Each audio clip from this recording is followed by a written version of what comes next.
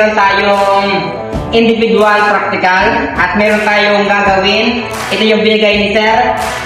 Ang gawin natin ay may 3 gum, 3 ilaw, 3-way, isang ilaw, at 1 switch. Ito yung 1 switch. Ito yung outlet. At meron tayong switch. At 3-way. Meron tayong conjunction box para sa switch and conjunction box para sa ilaw. And mga takip, hindi mawawala yung mga takip. Ito. Saka meron tayong mga lock. At meron tayong mga pang-lock sa conjunction box. At meron tayong mga pako. At meron tayong mga gamit na screwdriver. And meron tayong buzzer. Ito. And ito lang yung mga gamit natin. May pliers. And gunting. Yung electrical tape. At meron tayong pin tester. And multi-tester. And hammer. Hindi mawawala yung gloves natin para iwas tayo sa pagkukurente kasi delikado yung baka makulit tayo. Ingat-ingat ito ang gamitin natin. And level bar para magpantay yung mga ilaw natin. So samahan nyo ako sa pag-assemble ko ngayon sa individual practical.